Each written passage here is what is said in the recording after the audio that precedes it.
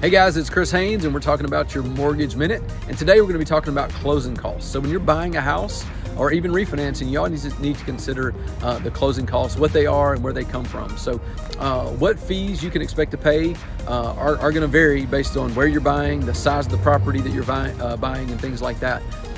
So how much the closing costs are going to be anywhere from 2 to 3, sometimes 4%, depending on how big the house is. The larger the house, the larger the purchase price, the lower the percentage, because many of the costs are fixed. So if it's $1 million home, as a percentage, the costs will be lower than if it's a $100,000 home, then the percentage is a little bit higher. So what kind of costs can you expect to pay? With us, with all lenders, you usually have an underwriting and processing fee. That's to do all the paperwork that we have to do. You also have insurance, like homeowners insurance, whether you choose a State Farm or an Allstate or an independent agent, you have to pay those insurance fees. Escrows, to set up your escrow account for taxes and insurance. Title fees that go to the attorney, the title insurance. Then also there's government fees, recording fees, and transfer taxes when you buy a house. So there's a lot of things to consider when you're looking at closing costs. So just make sure you have that thought when you're going to make your offer.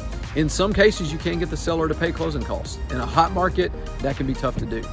If you're asking the seller to pay closing costs, they're really selling you the house for less than you're offering, because they have to subtract the closing costs off. So it can make your offer a little less competitive. So if you have any questions, or if you know anyone looking for great advice on a home mortgage, please have them give us a call. We'd love to help.